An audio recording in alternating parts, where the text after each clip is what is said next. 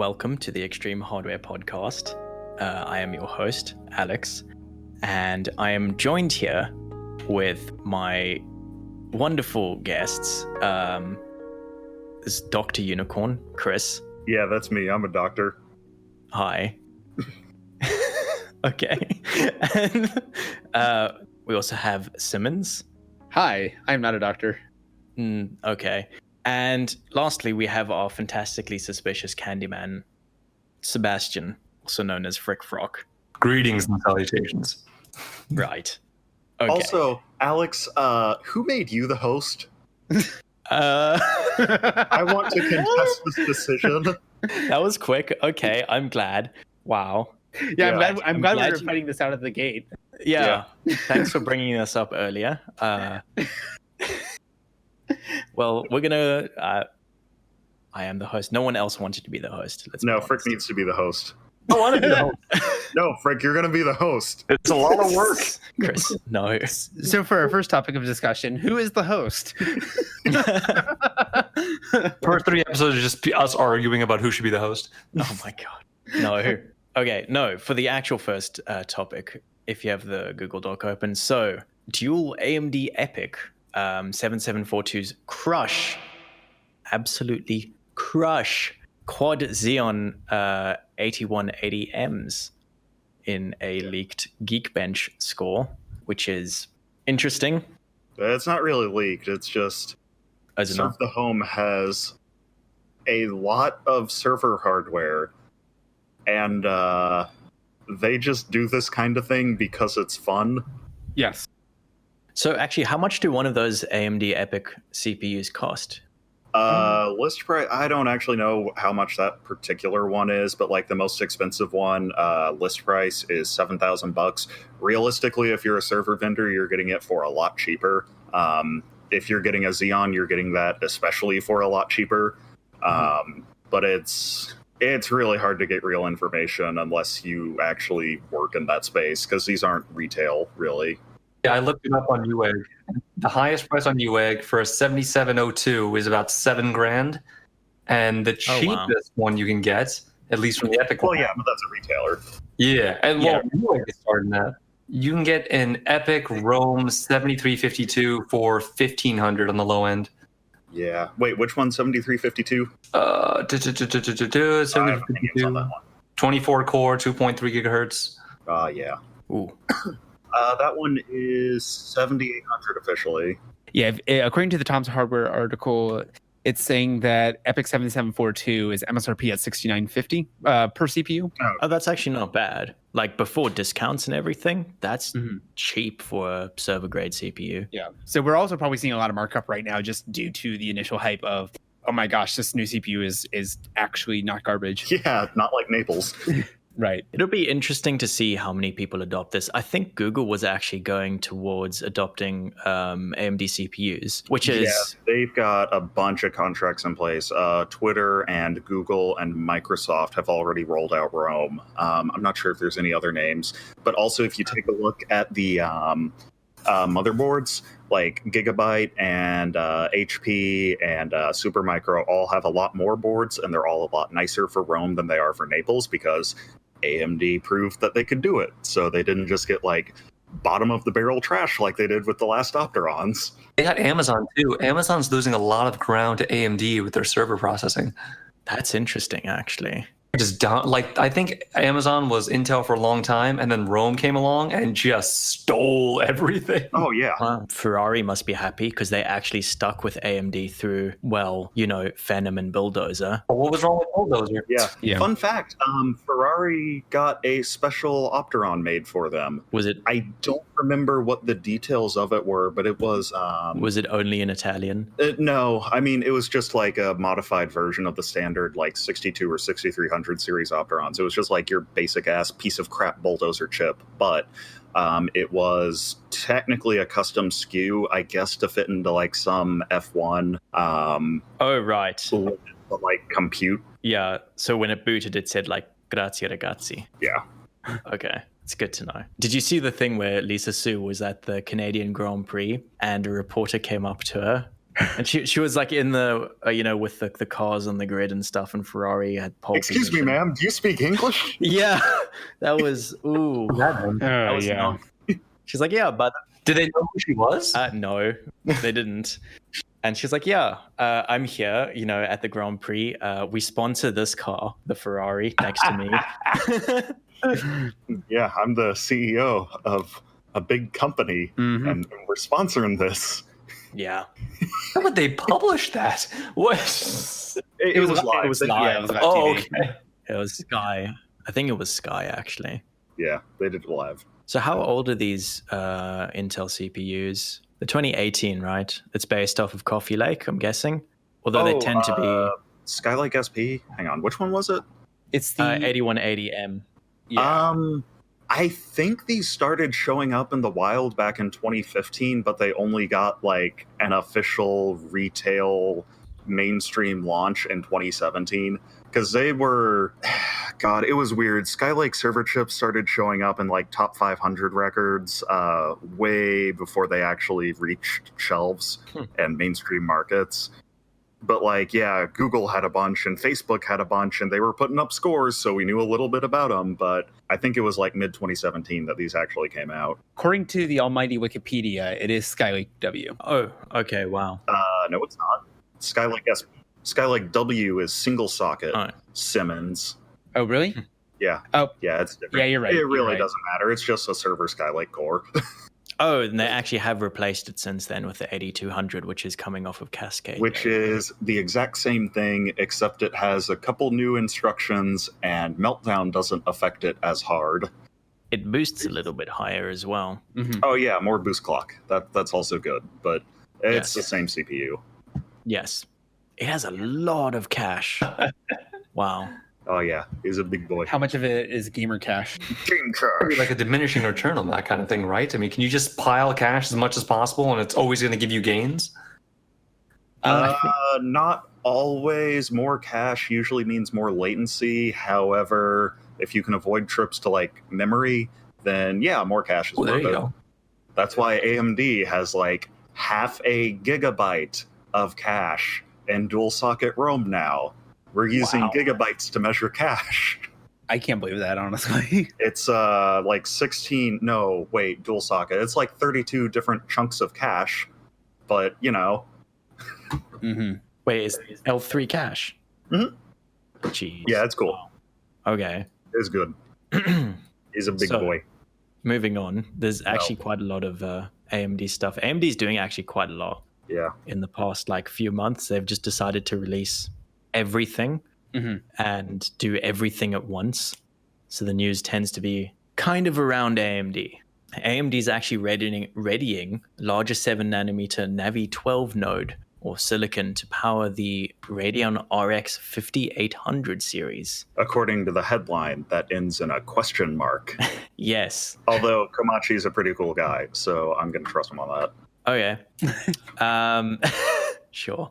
So yeah, it's just rumors that they're basically developing Big Boy Navi, which a lot of people, around on Reddit and other forums have been eagerly awaiting to see if this can compete with NVIDIA's current RTX offerings. And some saying they do. Yeah, some saying they do will, some saying they won't. There's no one knows. Nothing's been leaked properly. Nothing's been revealed, but I'm honestly in the boat right now that I think the best that AMD can do with current just Navi is just going to be probably something up there with the RTX 2080, but that yeah, also discounts the 2070 Super, the 2080 Super, which I hate those names, by the way. Oh yeah, they should have just called it like the 2100 series. They could have gotten away with it, honestly.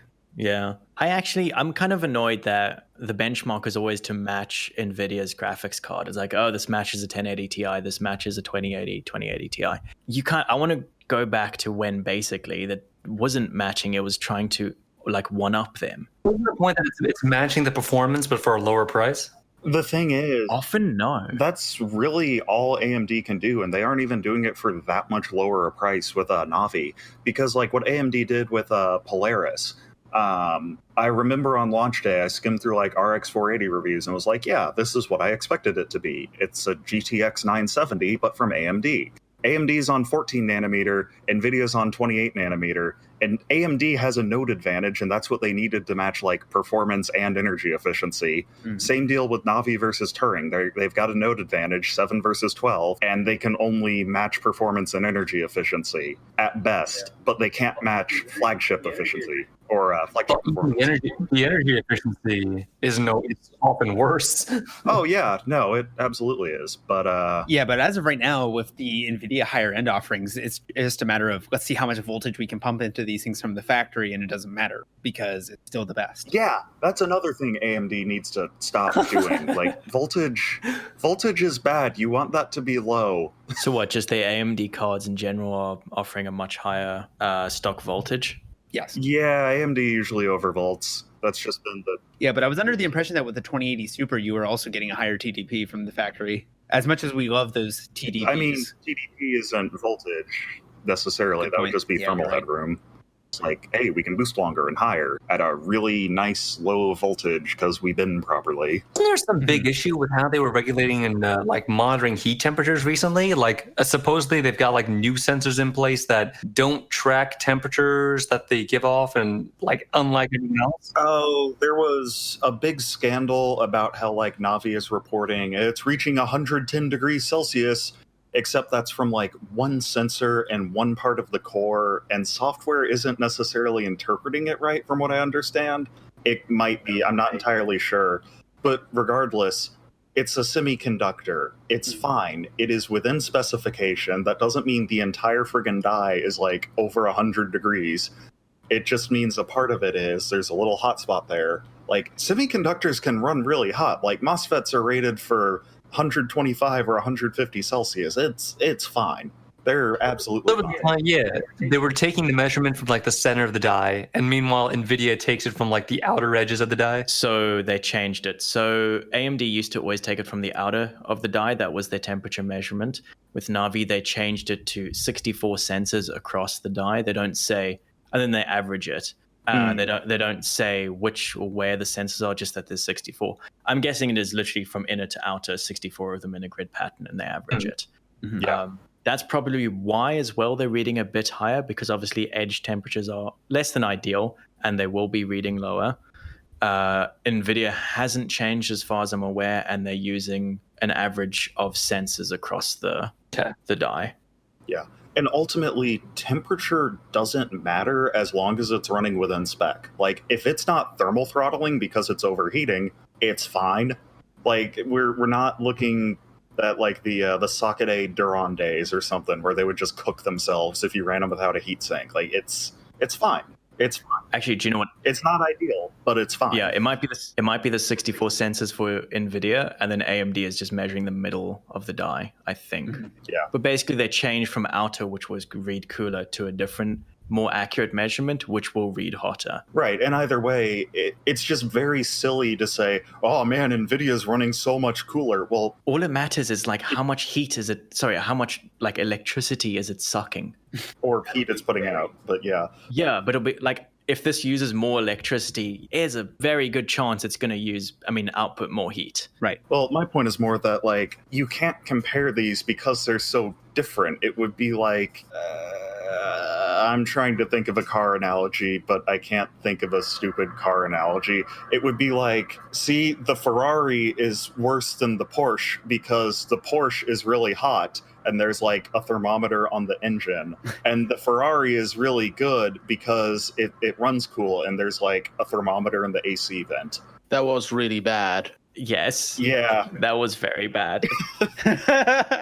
Thank you for the contribution. So I did have a question in regards to the AMD temperatures, though, because I remember there was speculation when they started adding the more sensors and they were reading higher temperatures, that was for a quicker fan ramp up from the motherboard perspective. Was that confirmed or denied by AMD? Or are you familiar with what I'm talking about at all? Oh, I just work here. Yeah, it was something like people were speculating that you had the one temperature probe that would output a higher temperature value, so motherboards would ramp up the fans quicker in a high load situation. Apparently, one of the reasons that they adopted the system in the first place, I'm reading an article on Extreme Tech called "Why 110 degrees temperatures are normal for AMD's 5700 series." One of the reasons they did it was because having a network of sensors all across the board allows them to tune and boost each CPU individually, as opposed to having one blanket setting for everything. Is this talking about Ryzen? 5700 XT, yeah. Because you said CPU. Oh, do you mean CU? Yeah. Yeah, okay. So that's one of the reasons. And not to mention, one could easily argue that the temperature sensing from old might be sort of outdated, and because the technology is more advanced, it might have already always been that, but now we can more accurately measure it. Right. Yeah, I mean, I highly doubt that the entire die was uniformly however many degrees. Actually, if I remember correctly, AMD usually like fudges their temperature numbers. It's like the number that you're looking at isn't the true temperature. Like if you stick a thermometer in it's like magically stick a thermometer in the package or something, it's not going to read that same temperature. It's going to be something else because it doesn't really matter what the number is. It matters how the software interprets it and responds to things. Well, that's what they had that new AVFS. Oh, okay. So it's some sort of adaptive voltage thing. All right. That makes sense. AVFS, that's what it's called. Hang on, let me see. It's called, yeah, okay. So apparently one of the things they implemented was a system called AVFS, which stands for... okay. Adaptive voltage and frequency. Yes, sharing? that's what it is. A strategy that uses for Ryzen to maximize performance of its GPUs. Okay, that's what they're using. Rather than calibrating voltages and frequency at the factory and pre-programming a series of defined voltage and frequency steps that all CPUs must achieve, AVFS dynamically measures and delivers the voltage required for each individual CPU to hit desired. Okay, that's what we were talking about before. Allows for finer-grained power management across CPU, improving performance and power efficiency across targets. Oh, cool. Maybe. So it's like a GPU boost, but much better. Yeah, a lot more sophisticated. Yeah. Yeah, that's pretty neat, actually. I wonder why that hasn't actually come to CPUs yet. No. Have you looked into like Ryzen's boost algorithms? No, I just conveniently forgot that as I was saying that. Good, because I haven't looked into it. I just know that it's really complex. Yeah, they do. But isn't it? What does it boost more the colder it is, like GPUs? Yeah, it does. Okay. It is temperature dependent. Intel is also adding that on their newest chips, especially for mobile, thermal velocity boost. So if your laptop has non-garbage cooling, then you actually benefit from it. And if your laptop was made by Apple... or if your laptop was made by pretty much anyone these days. Oh, no, Apple. Oh, yeah, So let's have be you honest. seen what Apple is doing? It's like a joke. It's just... They kind of take the base clocks very literally. Actually, does it even boost in the No, new the problem with the new MacBook Pro, the 8-core one, it doesn't even run at the base clock. It thermal throttles at stock. Is that borderline misadvertisement? Or Yes. No, misadvertising? Apple's just idiots. Intel sells a chip that can do a thing if it's cooled this much. Apple just hasn't cooled it this No, much. but because they're they idiots. advertise it as an XYZ gigahertz MacBook Pro. Well, sure, if because you it can boost that much for 5 seconds. Oh, hang on. Yeah. Okay, so I just looked up what was going on with MacBooks recently. This story just got posted today. Apparently, every airline in America banned certain MacBooks from being taken on flights Because of the because of the batteries? battery. Yeah. Yeah, they did a recall apparently. And yeah, it says here the FFA ban means cargo suppliers, all this stuff, should not allow laptops on board. And it says any laptop that was from MacBooks between September 2015 and February 2017, the battery in the effective laptop can overheat, potentially causing swelling and igniting. Wow. Okay. So there we go. 9. Banned laptops from that era. If you got one of those, don't go on a flight. That must be a pain because they're going to see a MacBook and they look very similar between all the generations. Yeah. Because you know they're not going to look up the model numbers and take time to look it all up. No, they're just going to ban anything that looks like a MacBook. That's just basically how it's going to happen, and it's going to be up to the customer. TSA is a bunch of idiots. God dang government, don't tread on. I'm going to beat you. Chris, no. Yeah. So No, it's going to go back to it's the same stuff with like the hoverboards just when they were banned on planes. wait, people like entire took them on That planes? is the dumbest thing I've ever heard. Well, You can't even use it. No. They weren't banned on planes. They were like the shipments from like say China or wherever else they were manufactured. U.S. carriers were refusing these pallets of the hoverboards for fear of the battery quality. Oh, okay. Oh Yeah. wow. One of the problems with lipos is that they just turn into bombs if you look at them funny sometimes, and that's bad. So, I'm not really surprised with this kind of ban. I mean, I know from the hoverboard perspective, it was more of a soft ban. The airliners were just refusing the packages Okay. rather than a straight up ban. So I assume something like that is going to end up happening, and I think this is more pertinent to probably like large scale shipments rather than people's actual personal laptops. Yeah. Because I saw there was that Galaxy Note, was it the Note 7 that got banned Yes. on airliners? I did see people make a lot of like fuss about it and stuff, but I didn't really see any news afterwards, people being like, oh, just got my Note 7 confiscated at the airport. Like I didn't see much happen from that actually. Yeah. Well, yeah, because first of all, the Note 7 wasn't as popular as a phone as many people made it out to be. I mean, sure, it is the flagship phone, but it was still a very expensive phone. Let's go to Google. Once the outburst of batteries, a lot of people did just turn them in immediately. So, Okay. yeah, there was a certain group of people who held onto their phones. I was like, I acknowledge that I am taking this risk. But you had very few individuals who were absolute pieces of garbage and would actually like, no, this is my right to take my phone where I want to take it. You can't do that to me. Officer, I'm not driving. I'm traveling. Yeah, it's like I feel like the target audience that would be making that kind of uproar was far and few between, especially if I cannot see any news stories, incidentally, about like any Galaxy's Note 7s getting confiscated. I see articles that say they could be confiscated and you could be criminally charged, and nothing of it. So, see, I know from experience flying through United, they actually made an announcement in the terminal stating, there is this concern for this phone. If you have this phone, please talk to somebody at the desk so we can find a way to safely transport it to your destination. yeah.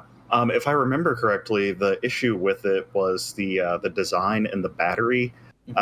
Basically, lithium polymer packs, they have like folded layers of lithium. Yes. And for one of these, it like shorted the cathode and the anode inside the battery with like certain physical damage to it or something. I'm not sure the details, but there was just like a short circuit in the battery and it got really hot. And then it went boom. Yes. Because that's how lipos work.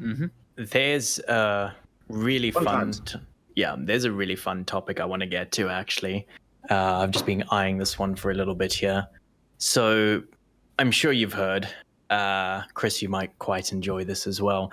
AMD overtakes NVIDIA in overall GPU shipments for the first time in 5 years. I'm gonna punch someone in the goddamn mouth. All right, let's hear it. I see you're quite enthused. So, John Petty Research has actually released its Q2 GPU market results, and it's official, quote unquote. AMD has shipped more graphic units than NVIDIA for the first time in 5 years, thanks to AMD shipping almost 9.85% more GPUs than in Q1. And by comparison, NVIDIA stayed pretty much the same during this period. And the market data, there's like a bar or a line graph included. And the data represents cumulative shipments of all types of desktop PC graphic units. And I suppose that's the important part there. It includes enterprise. So, okay, let's see. Q2 2019, the numbers work out to be AMD and NVIDIA are approximately neck and neck. Like, it's very close, but AMD's at 17%, NVIDIA's at 16%. That's units shipped that quarter. And Intel is at 67%. So, why is Intel at 67%? Well, you see, it turns out that this graph is counting integrated graphics in addition to discrete graphics. Correct. I'm going to give you one guess as to which company, AMD and NVIDIA, makes CPUs that also include integrated graphics. Is it the company that also might have just recently launched a brand new line of CPUs that has become quite popular? Yeah, but those don't have IGPs. Let me guess. It's IBM. Yeah, no. So the thing is, because this is counting integrated graphics, it's really, I don't want to say dishonest, like that's the wrong word. Misleading is a better one. It's really misleading to say that AMD is shipping more graphics cards than NVIDIA is, because that's counting all of the APUs that they're selling as well. Because each APU that AMD sells is one GPU that has been shipped. Oh, It's not like This an add-in card, but it's still a GPU. That's how Intel has 2/3 of the graphics shipments in the entire market, because Intel sells, for the time being anyway, integrated graphics exclusively. They don't have anything discrete. out of interest, does this include the like OEM provided Xbox and PlayStation? No console stuff. This is just like desktop and mobile PC market. So that's like actual, yeah, that's Radeon. That's it's just Radeon. It's Quadro. It's GeForce. It's just all those brands. Mm-hmm. It's not going to include like the Switch or the Xbone or something, because that's just that whatever. would be quite a bigger jump as well. Actually, I'm curious if that would include like Tegra socks for NVIDIA. I don't think it would, and I don't think it matters because nobody buys Tegra. Yeah, the same with the Shield. Yeah, there's an interesting quote from the Tech Power Up article. One of the highlights: desktop graphics add-in boards that use discrete GPUs decreased 16.62% from last quarter. So yeah, this is absolutely just APU numbers. Yeah. Oh, discrete GPUs were down. Okay, there you go. And I bet like NVIDIA, obviously, I'm not going to say that NVIDIA isn't having issues. They obviously are. Like, Turing was expensive and nobody bought it. Everybody... Bitcoin just screwed things up. Bitcoin really screwed it up. Are you going to blame Bitcoin again? Bitcoin's for the people. Yes! Yo, we're going to blame our Lord and Savior Bitcoin for the... Did you know that any news about Bitcoin is good news for Bitcoin? This is good for Bitcoin. We are helping Bitcoin. It is only us. No. Not again. Anyway, one of the metrics that I think is really interesting in the John Petty research article is that the attach rate of GPUs is down from 130% to 120%, which means the average PC has gone from having 1.3 GPUs to 1.2 GPUs. Wait. And what's funny about this, like SLI and Crossfire are dead. Those aren't really an OEM PCs anyway. However, it's counting stuff like NVIDIA Optimus, where you have like Intel HD graphics and a cheapo little like GeForce MX 150 or something. Yes. Which I think is extremely funny. In fact, I think both AMD and NVIDIA have a couple of really low-end chipsets that don't even have display controllers on them. They've just got a few cores that get and the video output gets routed through the PCI Express bus through the integrated graphics. It's funny. I like it. They're very much laptop chips. Did you say the attachment rate for discrete graphics cards or just graphics cards? GPUs in general.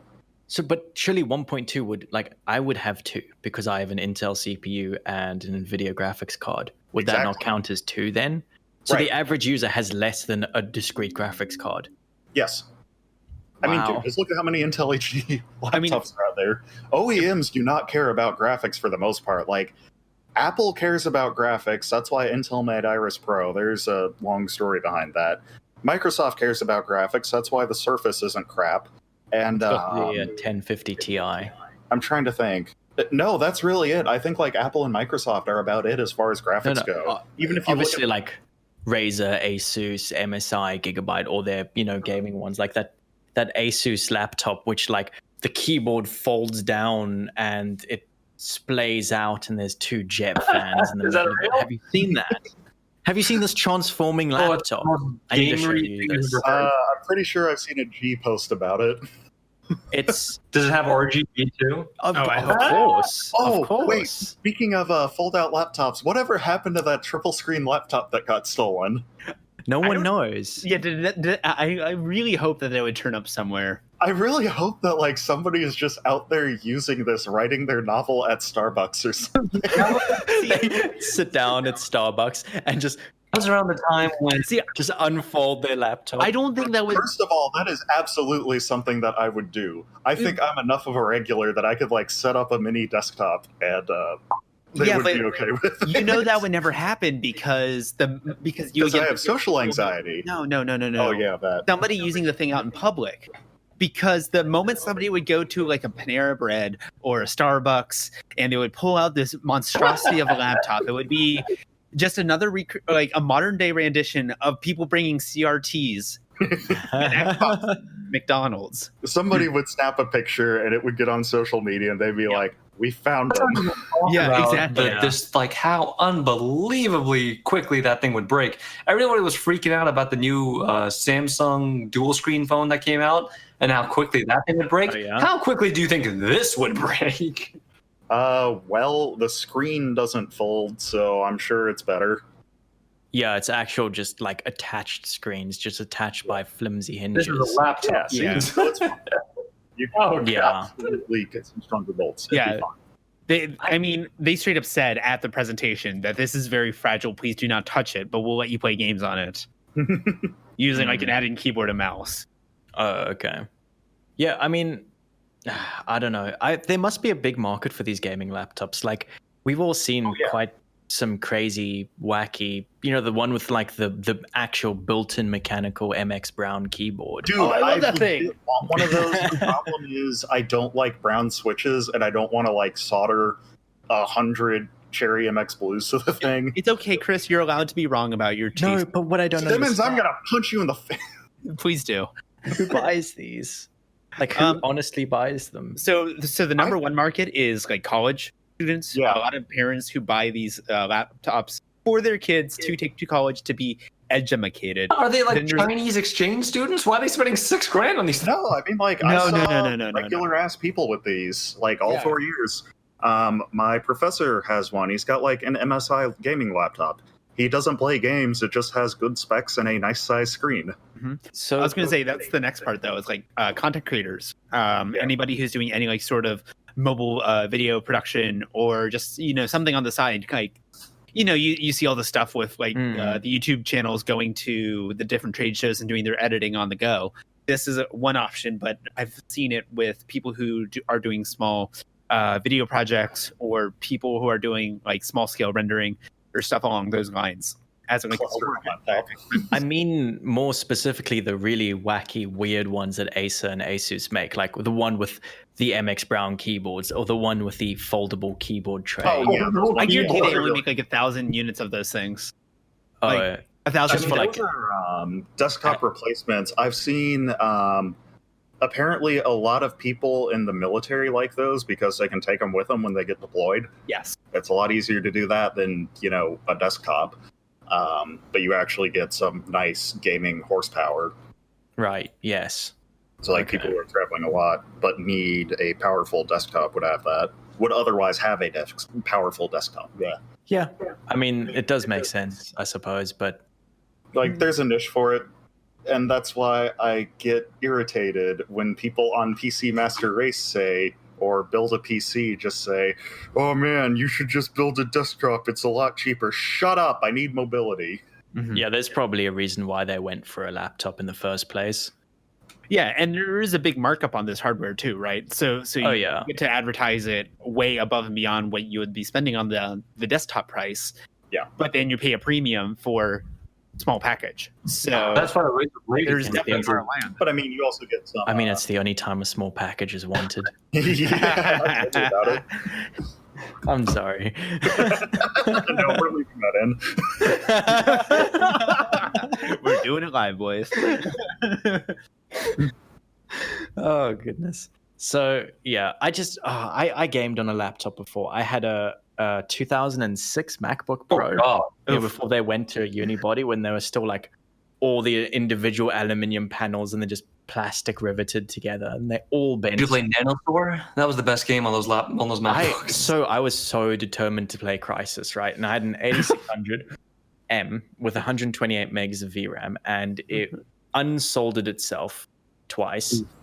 Mhm. Luckily, I got a free replacement laptop twice. But I played Crysis at about, a hearty 15 to 16 FPS. And a luxurious 480 by 520, I'm sure. No. I refused to turn down the graphics. You see, It's Crysis. You can't do it. I could play it at medium, probably fine. I think it had 256 meg bus, but I could play it at medium fine at my lovely resolution of 1440 by 900. God. But no, I had to run it at the highest settings possible, except for like anti-aliasing or something. So yeah, that's why I played the entire campaign at 15 FPS. Alex, you're an idiot.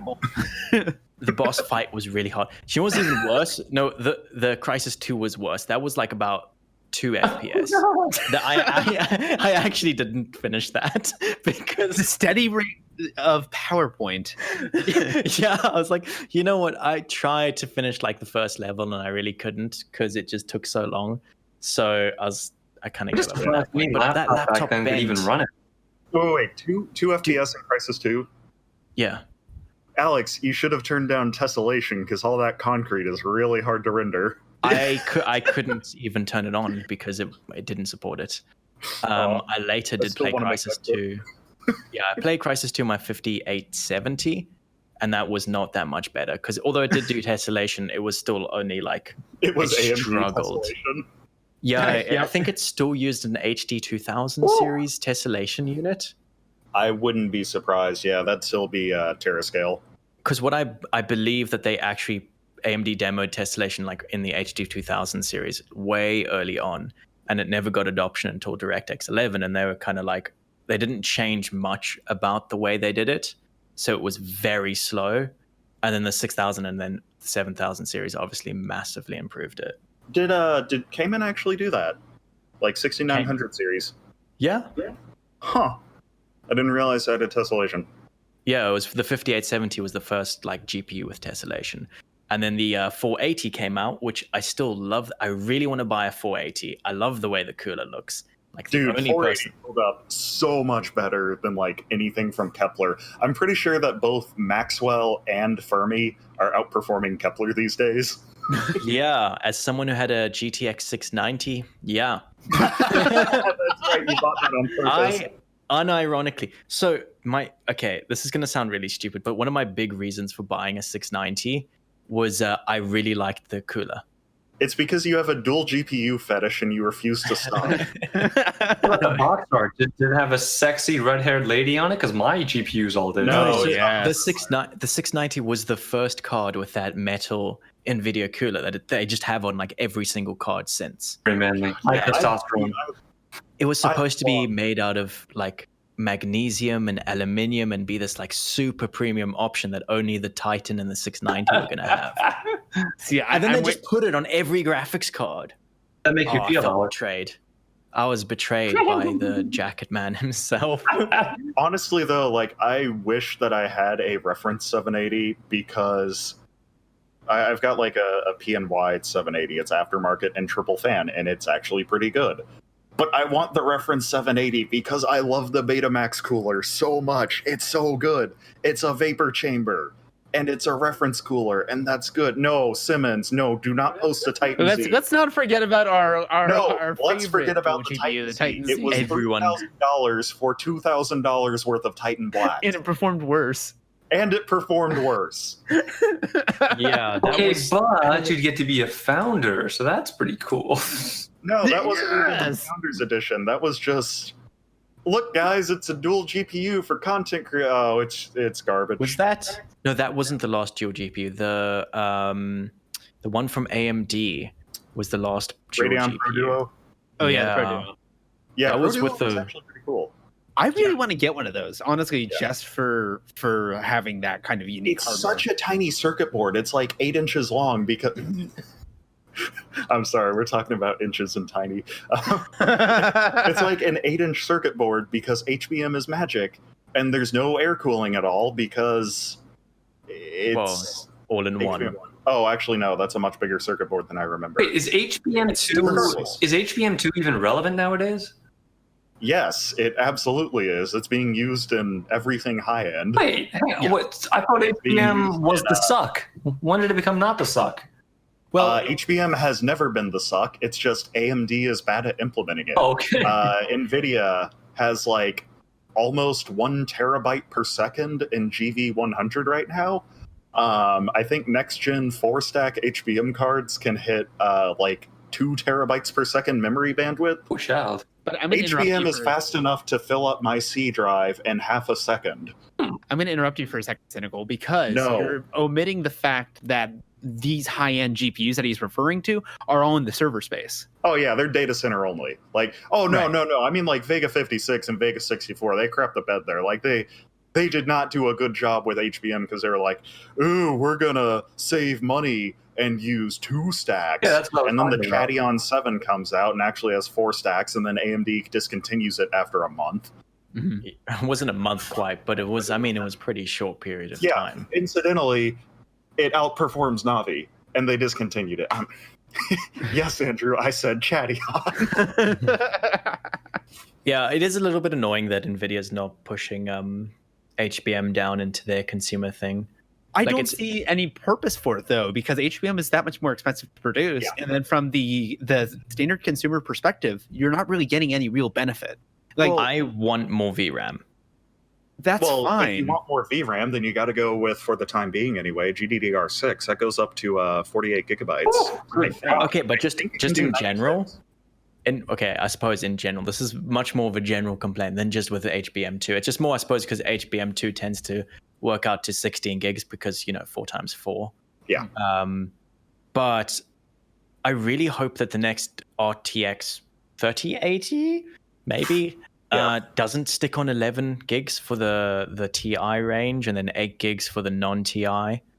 Like I suspect that they're going to double it again because traditionally... 22 is a big jump though. Well, yeah, but traditionally NVIDIA doubles VRAM like every generation. Like, No, but they went from 8 to 11. well, That's not really a double. no. Didn't No, was it? they So- went from... Alex, they went from like 2 gigs on a 256 bus, 256-bit bus with Kepler, and then 4 with Maxwell, and then 8 with Pascal. And they had 3 on a 384-bit bus with Kepler, and then 6 on Maxwell and 12 on Oh, yeah. Pascal. So we would expect 24 on Turing, but we didn't see that. And because they redesigned some stuff in the back end, they can disable like 1 memory controller. And they can do 11 now, and they can double it next generation and do 22. And it's fine. It's great. Imagine all the Minecraft texture packs you can do with 48. Oof. Yeah. Oh boy, let me tell you. Let me tell you about our Lord and Savior Minecraft and their Let me tell you about our iPhone Lord and texture Savior packs. NVLink, which allows you to pool memory, and also my $5,000 investment into 2 Titan RTXs, so I can have 48 gigabytes of ray traced Minecraft. Did you guys see that ray traced Minecraft demo? It is incredible.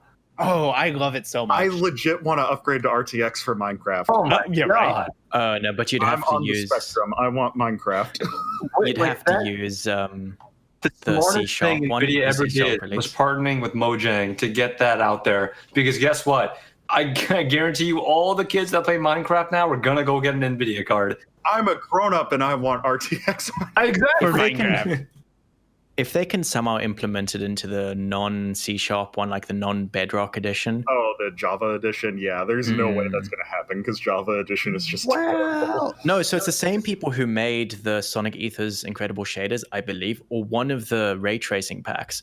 And we've run it before. It works. I mean, it chugs because obviously it's not hardware accelerated properly. Yeah. And It was fine for me. yeah, well, and yeah, so it does work. Like, it's just a matter of getting it to actually use the Turing cores in the Java thing, which is probably going to be a lot of work and a lot of overhead. But I think, like, with PewDiePie doing Minecraft again and a lot of people blowing up about Minecraft again, they're all going to be using the Java version pretty much. And no one's going to go as far to buy the Bedrock edition, I think. You get it for free if you have the Java edition, as far as I know. See, I know for like old Java edition owners, do they not do that for like new owners? I bought the game a long time ago and never got offered it. Bedrock, that is. Mhm. You have to like redeem it on the Windows Store with a Mojang login or something. Yeah, I Okay. think if you already have the account, you're good to go. But Okay. whatever. I could see that then if you just need to log into the Windows Store and then you can download Minecraft there and you get RTX. If it becomes a sort of like a status thing, you know how like fashion and trends can be. Yeah. I mean, no, honestly, like with TikTok and Oh, Jesus, Snapchat please. and stuff. No. I don't know about Minecraft. TikTok, Alex, because I'm not a teenage girl. Listen, Minecraft seeds are on TikTok. Minecraft seeds are on Snapchat. Like I'm not joking either. They are making TikToks about the coolest Minecraft seeds. Like, here's the seed name. You dig down, you get diamonds, and this is like a whole village. I need and to stuff. get on TikTok now. It's crazy though, because it's not just people like us or kids who are getting into gaming and stuff like that, or people who watch YouTube videos. It's like a huge amount of just everyone is getting into Minecraft again, which is super cool. What made the resurgence all of a sudden? Because I know it wasn't PewDiePie. It wasn't. No, PewDiePie. It was blowing up before PewDiePie. That's why he started playing it again. Because No, there was a huge resurgence of those lovely Minecraft music videos that started spinning up right before I think PewDiePie got into it. And my guess is PewDiePie probably was riding the Minecraft meme train, and he just accelerated it. Yeah, that's my theory. I don't know if there's any actual substantiating proof to confirm that, but I don't know. That makes sense. Ghost has said that Minecraft is cool again. Yeah, like even YouTubers, like when they did the congratulations PewDiePie 100 million subs, they even featured like his Minecraft videos in there as well. People made 100 millions. People made congratulations videos for PewDiePie. What a bunch of friggin' bootlickers! I mean, freaking Electro Boom made a congratulation thing in one of his videos. Yeah, I mean, it is quite kind of. It's like, I want to get in. I want to get in on this milestone. Look at me, guys. Look, hey guys. PewDiePie did the thing. Algorithm, show my video. I'm gonna fight people on that. Well, you go just fight a goose. You'll have better luck. I'll shank one if you give me $20. No, stop. No. Okay, Chris, this is really. No, okay, this is right up your alley. Have you seen the Reddit project for every time your dog barks, it sends you a text? I bet I could figure out how to set that up. There are 0 upvotes on this post. Oh, there really? 40% upvoted. Aw. I really just want to click on the GitHub link and look at the woof alert TM. Just look at the doggo. When the dog barks, you get a message. Your best friend will be danger, even from afar. That's 2 words. No, like that. Yeah, that's exactly how I would do it. It's a bark collar. It detects when the doggo barks, and then it like sends a signal to like a wireless microcontroller, and I guess that like sends a message to probably just an email relay. Yeah. I could set this up fairly easily, actually. No, I mean, I really appreciate the stock email that they have here. Subject, woof, I see something. And because I figured out relatively recently, like more recently than I probably should have, but it turns out you can just send text messages through email. Like Sprint has a service. It's your phone number at messaging.sprintpcs.com. Have you ever tried? It will send you an SMS. You ever tried to text message a landline phone? Yes. We've had other people try to text message our landline. You know what happens when you try to text message a landline phone?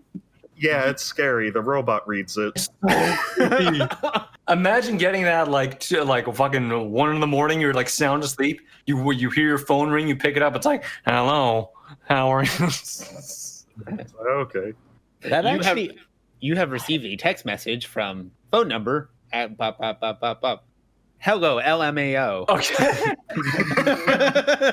Yeah, it feels like those nuclear alerts you would hear on TV. when Oh yeah. like the North Korea has launched a nuclear attack towards the United States. Please stay. Oh my God, it's terrifying. Remember when Hawaii had their nuclear yeah. I still think my favorite thing that came out of that video was I think Michael Reeves made a robot as a response to it, and it was basically he modified a Bop It game to that if you did not or that you had to successfully complete the Bop It game in order to trigger his fake nuclear or tsunami alarm or whatever. It was pretty absurd. Also, I really, really appreciate that Pornhub published this. They had a 77% drop in traffic from Hawaii during the course of the alert, and then immediately after the alert, they had a 48% spike in traffic relative to their average. Wow. Yeah, everybody was logging in all at once. No, everybody logged out when they thought they were going to die, but then they realized, oh, okay, it's fine. Got to go back to this.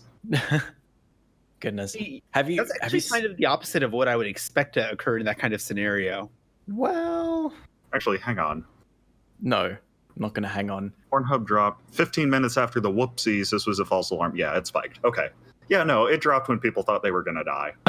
Go figure. So, you guys have heard about the Popeye sandwich, right? Oh, here we go. Like, there's no ways you could not have heard about this illustrious sandwich.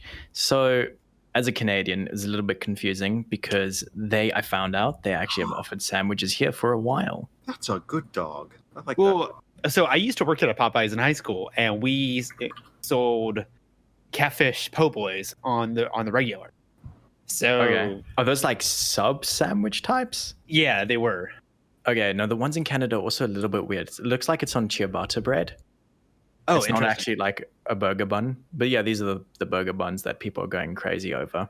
Burger. People are selling them on the secondhand market, if this is to be believed.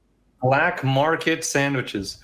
Yep, black market sandwiches. I mean, I know, like, I'm fairly sure people try to sell black market Chick-fil-A on Sunday, but The reason they started doing that was because every single Popeyes ran out. Yeah. That seems a very strange thing because you would think it's just a piece of chicken, it's just buns, it's oh just my god, pickles and mayonnaise. it's just like graphics cards during Bitcoin. No, but how do you run out?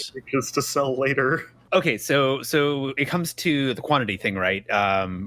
Because it's a promotional thing, kind of similar to how Taco Bell handles the nacho fries. Each branch is usually limited to you can only get up to this much from the supplier. It's not a matter of we ran out of chicken. No, it's a matter of we ran out of these specific pre-cut patties. Or is it more like, did you run out of the? I'm guessing this one is going to be mainly the buns. No, because looking at the sandwich, the things that we would get regularly were the tenders, which are the elongated strips, which made great for chicken sandwiches. I like tendies. However, this was like a brioche bun or some crap like that. So, Pretty fancy. Buttered brioche bun. au contraire. Yeah, I like tendies. But it was the same thing with like McDonald's and the Szechuan sauce thing. So it's like, I don't know, man. Yeah. They only have like 3 packets for a line of 100 people. I mean, Oh goodness. people Oh, are God, going I to freak wanna out forget that. on the internet. I want Yeah. to forget that happened. Because I mean, naturally, I wanted to go and see if I could get one on the when it started blowing up with Review Bra, the Lord and Savior. And yeah, no, I was actually kind of upset. Like, even though I'm really close to the US. Like, honestly, it's hours drive. They don't offer the same things here. And it's the same with when like Taco Bell does a special or Wendy's and stuff. We never got it. A couple things happened. So- One, they're selling the sandwich. There's people selling the sandwiches for $1,000. Okay, that's What? That's crazy. Okay, but an eBay listing does not mean a confirmed sale. no. And have you seen the There's more. wrappers? Not only is he selling it for $1,000, but the way that he's able to do it is all about marketing, Simmons. It's all about marketing because in his words, I guess, he says, "I'm in possession of the last Popeye spicy chicken sandwich in existence." And if you're a or like myself, you will realize what a great deal it is for the prices listed. No lowballers or trades. Act now, guaranteed to move fast. No low balls. I know what I've got. I know what I got. Wait, is this Quavo? No, it's a different guy. Oh, because Quavo's also selling them for 1,000 each. He's saying, "I heard y'all boys were looking for them. They sold out everywhere." He said in an Instagram post. He opens like the trunk of his Escalade and he says, "I got them thangs for $1,000 a chicken." He's a businessman, and I guarantee you they got sold. I guarantee you they got sold. What if? Yeah. Popeye's chicken sandwich bathwater. Oh no! Oh no! Did you see people? Someone drank it. No, someone bought Belle Delphine's bathwater and drank it like on stream, and she saw it and sent him some more. I didn't want to bring that up on this show. Too bad. Oh gosh. Yeah. No, but seriously, could you imagine you just get like an oversized tea bag, you put the chicken sandwich in it, and you just drop it in the bathwater, and it's like making tea. The chicken sandwich just like... Oh, no. Why would you do that? You could just buy blocks of the Popeye's lard, and you could just sell that. Shut up, Simmons. That's not funny. Okay, fair point. But wait, what do you mean it's not funny to just send your best friend a block of lard? I mean, it'd probably melt in the mail. That's the funny part. No, that's really kind of gross. I mean, you can put it in like a bunch of Ziploc bags. No, you do. So when we got these shipments of the lard blocks, they were wrapped in plastic, so they would not drip in shipment. Oh, dude, is it like how Canadians have milk where it comes in those plastic bags? It's like a plastic bag. So yeah, you can buy them in bags or like plastic cartons or like cardboard cartons. Yeah, Alex, which one do you use? All of them. What? At the same time. Yes. So a guy actually sued Popeyes for not having the chicken. I saw that. How that works. Frick, stop that. Demand compensation for his pain and suffering. Who are you to deny? Frick, this is something you would do, but stop that. No, in Pain and suffering. A man sued Popeyes for running out of chicken. In his exact words, "I can't get happy." So when are we going to have a Popeyes burger on the Frick Frock Naughty Corner? I can't really get one now. Wait, sorry. The Frick Frock Candy Corner. Yeah. Hey, so Proper word for it. Oh my God, hang on. Here's the rest of the guy who's suing Popeye's statement. Here, "I can't get happy. I have this sandwich on my mind. I can't think straight. It just consumes you." No, you're consuming the sandwich. Speaking of consumption, and this is a great segue, have you guys been consuming enough nuts? Oh, yeah. Oh, you know what, buddy. I love nuts. Okay, Chris, I know you're a nut lover, but Yeah, Frick, almonds are good. Frick, They have are you been eating enough nuts? I'm trying. So, apparently, men's sexual health may benefit from increased daily nut consumption. Nut. Yeah. Well, I mean, if you think about it, there's a lot of testosterone in there, and you can't let it go to waste. Oh, wait, that's the other kind. Oh, yeah. Yes, No, we're not this thinking is about by that. the Olive Oil Times. How All right, appropriate first of all, for olive oil is the controlled topic. by the mafia. Second of all, Mhm. no, just go on. We're talking nuts now, but yeah, mafia. Yes. Olive oil.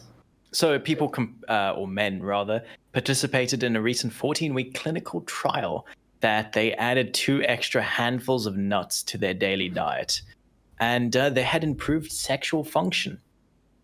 So this was done with 38 healthy males between 38 and 35, and they had a Western-style diet with extra nut. Yeah. We're grown adults here. All right. Yes. Sample size. So 43 and 40. Okay, What? here's my question though. So for the metric of increased sexual Function. function, Yes. Thank you. How are they measuring this? Like, how are they? Answers in questionnaires and biomarkers and blood samples. Sippy cups. Oh, sippy cups. Okay, thank you. I think my favorite bit is there's a quote in the middle of the article that just says, including nuts in a regular diet significantly improved auto-reported orgasmic function and sexual desire. But the quote is by researchers. Like, they don't give a name, they just say researchers. Yeah, I wouldn't want my name attached to this either. But Wait, where's that quote? Hang on. auto-reported. It's not self-reported. It's not reported. Yeah. They automatically reporting this. So they're chipped. Maybe. Yeah, they have like subdermal implants in the peanut. Oh, that sounds really painful. I don't like that idea. Actually, speaking of microchips, No. no. I'm looking at this other article that we've got here. Microchips implanted in obese people's brains to electroshock them when they think about food. Like nuts. Sure. So these can't really go together, these surveys. That's unfortunate. Yeah. So basically, is this just like one of those electroshock collars that, messed up people give dogs? I'm really confused about this because, as far as I can tell, the technology for detecting specific thoughts isn't really there yet. So I can only imagine the number of false positives that you would get from a system like this. Yeah. The tech was originally used for like people who have epilepsy and stuff to prevent seizures. Yeah, but that's. Oh yeah, you can also get oh shoot, what is it? If you have essential tremors, you can get an implant that will like, I don't know exactly how it works. You'd have to ask Navjack because his dad got one. It's really cool. Like, it just cancels out the signals basically. Right. You stop having tremors. I imagine that with that kind of stuff, there's like specific things that they can detect for in the brain. But what I'm specifically referring to here is thought. Oh yeah, thoughts. Well, food is a primal instinct, so that'd be in the brainstem. So whenever the brainstem does anything, I guess you just get zapped. Okay, but there's a difference between your body's natural reaction to needing food and you I guess daydreaming about food, right? So my You just perception get of shocked this, whenever you eat. No, I'm actually wondering if it's more of they're associating pleasure with thoughts of food. So if you have anything enjoyable or positive stimuli just from free thinking thought, then you would potentially trigger the shock. Kinky. No, okay, fine. I guess if you're... But You know it, I know it. Isn't there also like an endocratic reaction that is signaled by your stomach to say eat? And doesn't that take a long time? Consume. That's what I'm saying, though, right? That is different from your body saying that you need to eat versus somebody daydreaming about food. Yeah. Okay. Because I think if it was your body saying you need to eat, it would be delayed. As far as I'm aware. There must be certain parts of your brain that only light up when thinking about food. There have to be. It's an essential part of survival. No, but what happens if those same parts of the brain also light up, maybe not as much, but they also are active when thinking about other things? Like Simmons is saying, it's associated with like, a pleasure region in your brain, which can also... Yeah, I don't know. Let's see. What things can we think of that would light up the pleasure region, Alex? Well, I mean, no, but Is it related to this nut study? I just keep thinking of like, I keep thinking of Haagen-Dazs ice cream. I don't know if that's a coincidence. Oh, oh man, why, frick? See, Pleasure. See, I've got dinner waiting for me after I get finished with this. It better be a Popeye sandwich with some Haagen-Dazs ice There's cream. most of a cake upstairs. Wait, did you make 1.5 cakes like me? No, we've just already cut into What the it. half cakes? Yeah, I made 1.75 cakes, and then I sacrificed about 0.25 of a cake to a meme. And Alex, you're an idiot. look. So I bought the cake because it was $1 for like a big cake mix. You for bought the cake? Cake mix. I bought $1 of cake mix. It was mix. Chris. It was usually $5. And No, cake mix is bad. Chris. So I was very I'm not prepared to make a cake from scratch. Look, when I had this cake mix, I didn't have a bowl to mix it in. I didn't have anything to mix it with. I didn't have anything to measure it with, and I didn't have anything to cook it in. Wow, you are a sad, sad man. Yes, but I managed it in the end. And I guessed how long it was supposed to be in the oven for, and it worked out really well. It's just white cake is very boring. I don't have anything to put on it, so now I just have cake in my fridge, and I don't really want to eat it. Well, go buy a can of frosting and frost the cake. And then, once you're done frosting the cake, just pig out on the icing. No, this is easy. Go get yourself a tub of Haagen-Dazs and mix up, crumble up the cake and mix it in with the Haagen-Dazs. I can't really crumble it up because it's gotta have the icing. Yeah, the cake's quite moist. Like, it's very moist. Okay, fine. Then moist. Chunk it up or put it in a food processor. I don't know. Improvise. I don't tell you how to live your life. I mean, do you want to know the worst way in which I've ground up some chocolate bits before? I used my teeth. With your mouth? Yeah. Yeah. It was nasty, but I didn't care because I was eating. Because I'm eating it. No one has to see that. No one had to know until I told everyone. Yeah, but you told us anyway. You thought we wanted to hear this, and we didn't. So, Alex. Yet here we are. Chris. Yeah, are we gonna do the pumpkin spice latte gang tomorrow? I had one today. I don't know. What do I want tomorrow? You want a pumpkin spice latte, obviously. Well, I mean, I could get that, or I could get a peppermint hot chocolate, which is just nice. It's nice. Comforting. It really is.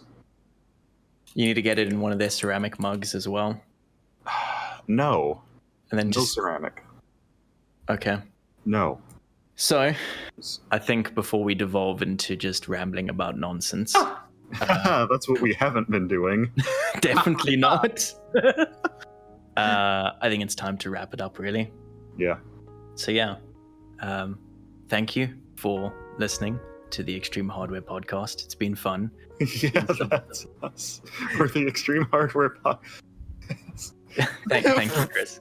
You've made it a million times better.